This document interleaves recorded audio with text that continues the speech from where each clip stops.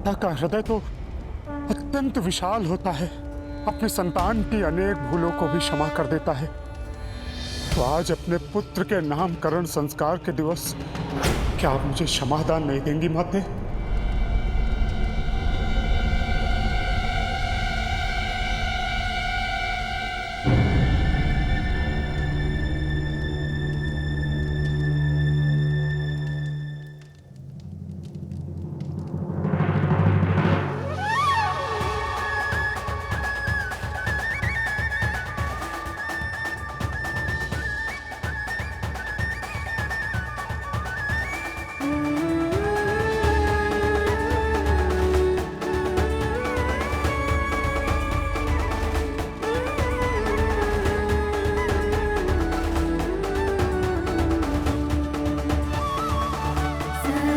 आज के शुभ अवसर पर मैं किसी को निराश कैसे कर सकती हूँ?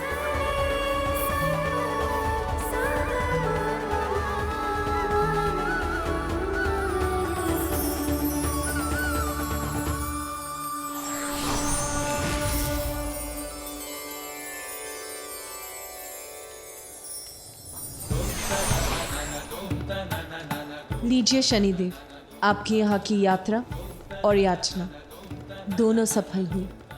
मैंने आपको क्षमा की। मेरा पांव पुनः कुशल हो गया, अब कोई पीड़ा नहीं है मुझे। मुझे क्षमा करने के लिए आपका कोटि कोटि धन्यवाद माता। मैंने आपको इतना कष्ट पहुंचाया कि तुम मेरी एक गुहार पर आपने मुझे क्षमादान दे दिया, मेरे सभी कष्टों को दूर कर दिया। इससे बड़ी उदारता और क्या होगी माता। देवी पार्वती, आपको कोटि कोटि धन्यवाद। आज के शुभ दिवस पर उपहार तो मुझे देना चाहिए था, किंतु हम पर उपकार आपने किया। मेरे स्वामी को क्षमादान का उपहार दिया आपने, जो मेरे और स्वामी के लिए एक वरदान के समान है। मैं तो बस गजानन को यही आशीष देना चाहती हूँ कि सभी अनिष्ट उससे सदा दूर रहे, कोई भी संकट उसके समीप आने से पूर्व ही नष्ट हो जाए। यही मेरी मंगल कामना है गजानन के। किंतु कहाँ है मेरा पुत्र गजानन? अतिथि सत्कार में इतनी व्यस्त हो गई कि बहुत समय से उसे देखा ही नहीं। देवी पार्वती, कोई और भी है जो आपसे भयभीत? कौन कौन भयभीत है मुझसे भ्राता श्रीहरि? वहां देखिए।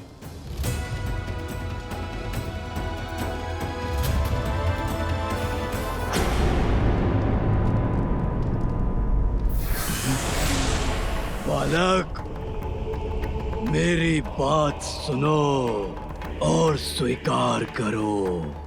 अब तन और मन दोनों से तुम मेरे नियंत्रण में हो। बालक, चलो मेरे साथ चलो बालक।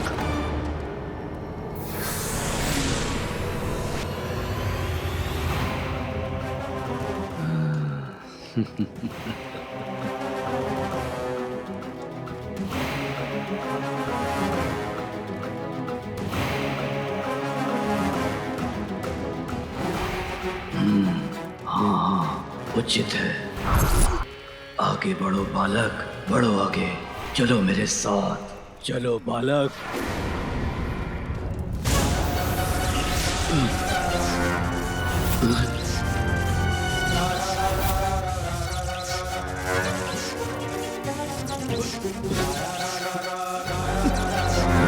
अरे, ये कौन सी शक्ति ने मुझे जड़ कर दिया है?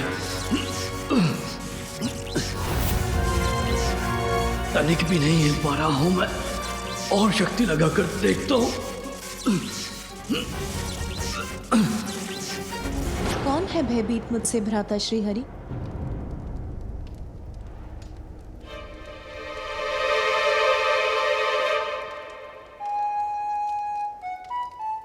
भ्राता नारायण, वो तो देवर्षि नारद है ना? वहां क्यों छिपे हैं? यहाँ क्यों नहीं आते? उन्हें मुझसे क्या भय? क्यों ना इस प्रश्न का उत्तर उन्हीं से पूछ ले। देवर्षि नारद, यहाँ आइए।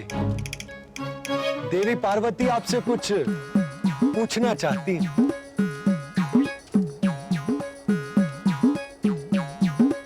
प्रभु नारायण, कहां फंसा दिया आपने मुझे?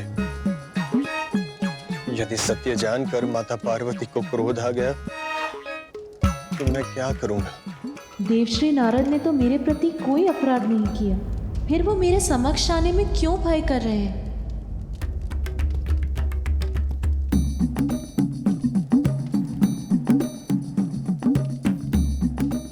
देवर्षि, आपके मन में जो भी विचार निसंकोच होकर देवी पार्वती से कहिए।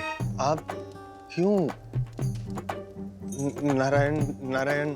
देवर्षि, भय का त्याग कीजिए और अपने मन के विचार देवी पार्वती से कह दीजिए।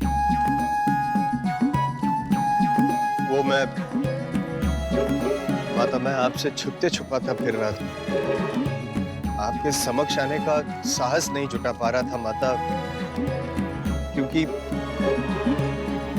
माता। क्योंकि क्या देवर्षि? आपको मेरे समक्ष आने में इतना भय क्यों हो रहा है?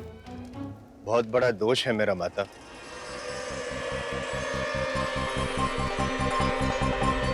अधिक समय तक देखने का कौन दे रहा है सुझाव?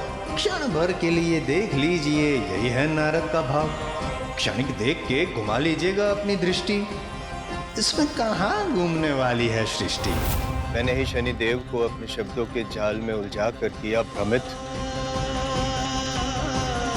और कैलाश आकर आपके पुत्र का मुख देखने के लिए किया प्रेरित।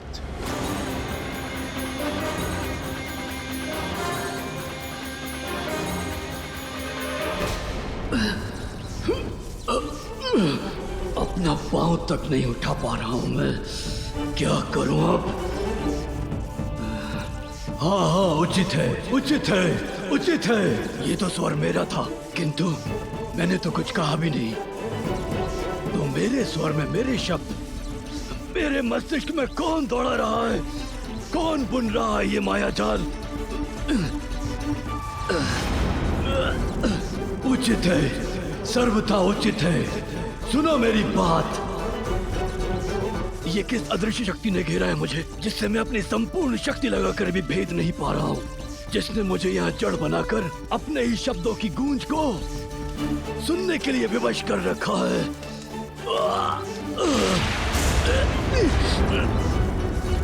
उचित है, सर्वथा उचित है। सुनो मेरी बात। तुम गजमुख बालक, ये क्या कर रहे हो मेरे साथ? हाँ हाँ, उचित है, सर्वथा उचित है। मैं क्या कर रहा हूँ? मुझे तो लगा कि आप कहीं जा रहे हैं। ये कोलाहल, ये शोर, ये स्वर तुम्हें सुनाई नहीं दे रहा बालक? बंद करवाओ इसे। बंद करवा दूं? ये सब हमारे अतिथि हैं, और अतिथि तो देवता समान होते हैं, और जब देवता ही अतिथि हैं, उनका तो और भी आदर करना चाहिए ना। तो मैं उन्हें वार्तालाप करने से और हंसने से कैसे रोक सकता हूँ? किंतु मैं इस उत्सव के स्वरों को शांत नहीं करा सकता। उचित है, सर्वथा उचित है। मुझे इस बात का ज्ञात है कि मैंने भूल की है बहुत, किंतु मैं आपसे विनती करता हूं माता, कृपया मुझे दंडित ना करें। हाथ जोड़ के मैं क्षमा मांगता हूं। जिसे आप एक भूल कह रहे हैं, उसने शूल बनकर भेद दिया था मेरे हृदय को। ऐसा आघात दिया था जिसकी पीड़ा मैं भूल नहीं सकी। पिता और पुत्र के मध्य भीषण युद्ध करवाने का कार्य किया था आपकी इस भूल ने। मुझे ज्ञात है माता, मेरे कारण कितना अनित हुआ है, इसीलिए मैं क्षमा प्रार्थी हूं। किंतु मैंने जो भी किया माता, उसमें मेरा हेतु केवल जगत कल्याण था। जगत कल्याण में तो हमारा भी कल्याण निहित। उत्तर दीजिए मुझे, आपके इस कृत्य से जो कष्ट हमें पहुंचा है, उसके लिए कौन उत्तरदायी है? मैं। किंतु मैं वो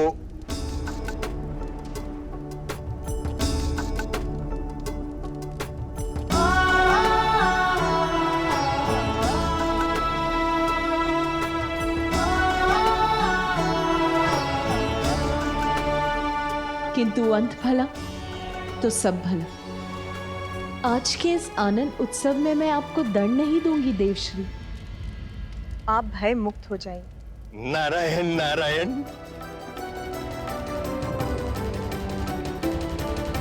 किंतु प्रत्येक क्रिया की प्रतिक्रिया अवश्य होती है, ये मत भूलिए देवश्री।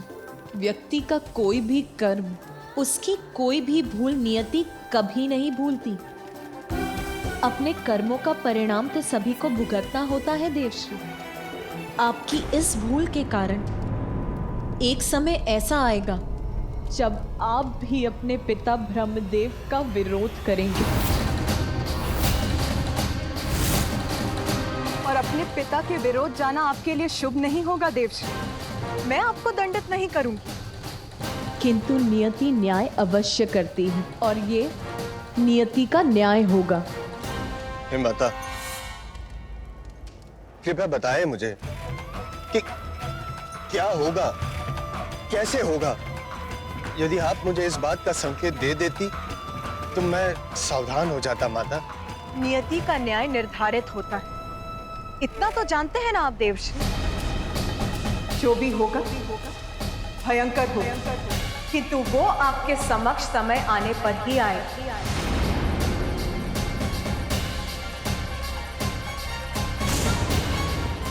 मुझे ऐसा प्रतीत हो रहा है जैसे मेरे मस्तिष्क में विस्फोट होने वाला है।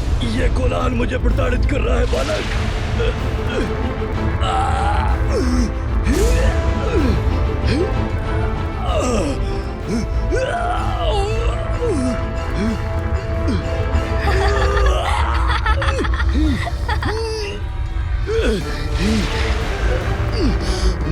अवश्य दिव्य है ये बालक और अनेक दिव्य शक्तियों का स्वामी है, किंतु इसे इसका भान भी नहीं।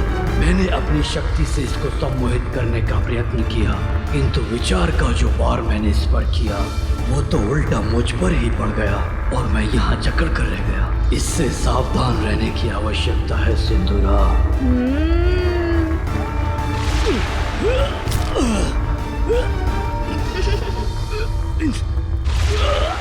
मुझ पर दया करो। अरे ये आप क्या कर रहे हैं? देखिए, ये क्रीड़ा मुझे नहीं भा रही है। आप गिर क्यों गए मेरे समक्ष? ऐसा क्यों कह रहे हैं जैसे मैंने आपको कुछ किया हो? मैंने तो कुछ भी नहीं किया, आप ही गिर गए यहाँ और ऐसे चित्कार कर रहे हैं।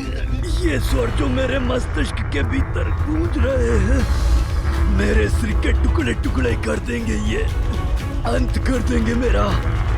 इन्हें रोक दो।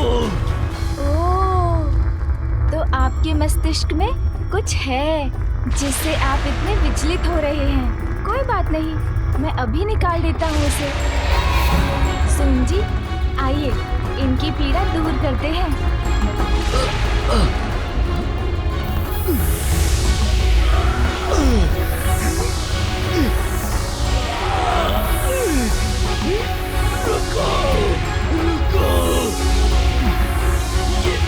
ये क्या हो रहा है मेरे साथ? मैं वाष्प बनकर वायु में विलीन क्यों हो रहा हूँ? अरे सोन जी के ऊपर ये मक्खी कहाँ से आ गई?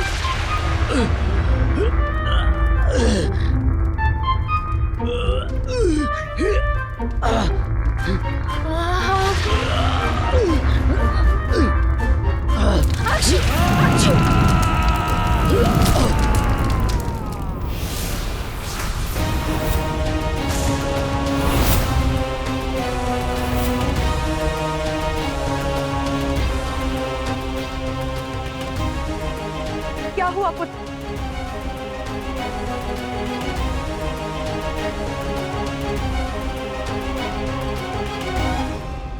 तुम कुशल तो हो ना? माँ, वो मुझे क्षमा। तुम्हें क्या? क्या हुआ था पुत्र तुम्हें?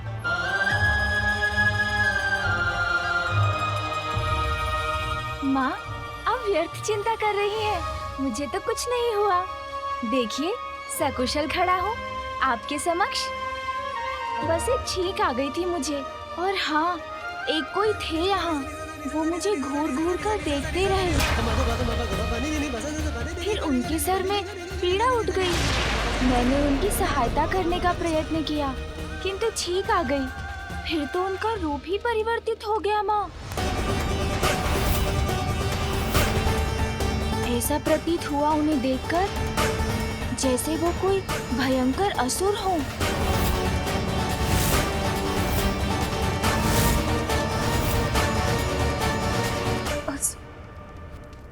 यहाँ कैलाश में? गौरी, क्या हुआ? गजानन कुशल तो है?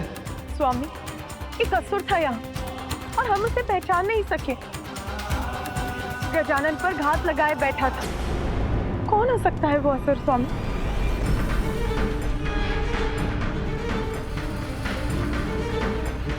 असुर और यहाँ कैलाश में? असंभव। ये मात्र इस बालक की कल्पना से अधिक और कुछ भी नहीं है। देवी पार्वती, आप चिंता मत कीजिए। वो जो भी था अब चला गया है, और अच्छी बात तो ये है कि वो गजानन का कोई भी अनिष्ट नहीं कर सका। महादेव, कदाचित तब तक कैलाश की सुरक्षा और सुदृढ़ करने की आवश्यकता है जब तक गजानन थोड़ा बड़ा नहीं हो जाता। माता, इसी पल से मैं और अन्य सभी गण बालक गजानन के समीप रहेंगे, सदैव उन पर दृष्टि बनाए रखेंगे। आप चिंता ना करें। आज उसका कोई अनिष्ट नहीं हुआ, इसीलिए शांत हो जाओ। यही सुझाव है ना आपका भ्राता श्री हरि नारायण, देवी लक्ष्मी? किंतु कैसे? सभी संकटों से संतान की रक्षा करना तो एक माँ का कर्तव्य होता है। संकट मुख खोले खड़ा, तो मैं उससे मुख कैसे मोड़ लूं? मेरे पुत्र का कोई अहित हो, उसकी प्रतीक्षा नहीं करूंगी मैं, क्योंकि तब कुछ करने का भी क्या लाभ होगा। शांत नहीं रहूंगी मैं। ब्रह्मदेव, देवाधिदेव महादेव का निवास कैलाश है। संपूर्ण ब्रह्मांड में सर्वाधिक सुरक्षित। यहाँ सुरक्षा में कोई कमी नहीं। कमी है तो कहीं ना कहीं प्रारब्ध में, जिसके कारण चंद से ही मेरे पुत्र के जीवन पर कोई ना कोई संकट छाता रहा। सुनिए सब, जब तक मैं अपने पुत्र गजानन की सुरक्षा के प्रति निश्चिंत नहीं हो जाती, मैं अपनी चिंता नहीं त्याग सकती।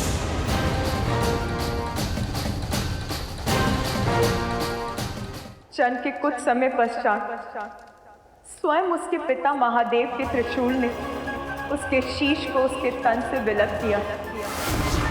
फिर उसे एक नवीन शीश एक गज का ही मिल सका।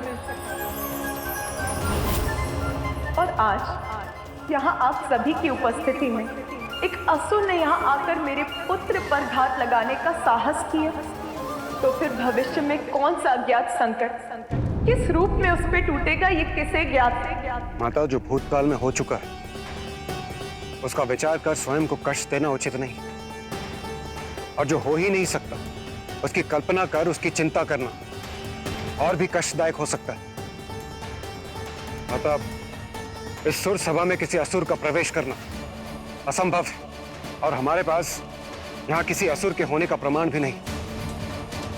इसलिए संभव है कि इस बालक ने अपनी कल्पना से कोई गलत कर लिया।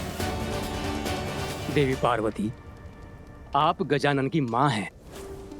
आपका उनके लिए चिंतित होना स्वाभाविक है, किंतु आप हम पर विश्वास कीजिए। हम सभी गजानन की सुरक्षा का ध्यान रखेंगे। उनके साथ कुछ भी अनिष्ट नहीं होगा। भूतकाल में काल के प्रकोप को भूलने की बात कर रहे हैं देवराज। प्रमाण चाहिए आपको। देखिए गजानन का गज और स्मरण कीजिए ये मुख उसे किस लिए देना पड़ा। ठहर जाइए, किसी को भी भीतर जाने की अनुमति नहीं है।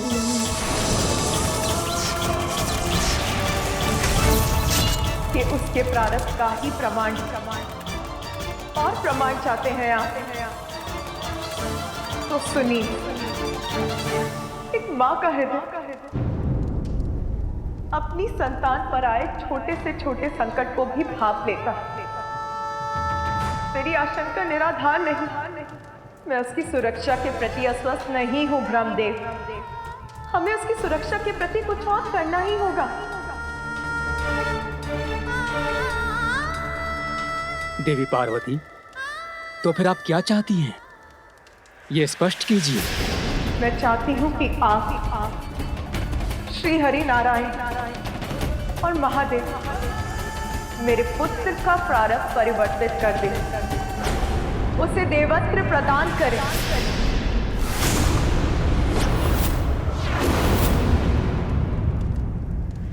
क्षमा करें माता, किंतु मैं आपका ये प्रस्ताव समझने में असमर्थ हूं। क्या केवल भोलेनाथ और आपके पुत्र होने मात्र गजानन को हम देवता के पद पर स्थापित कर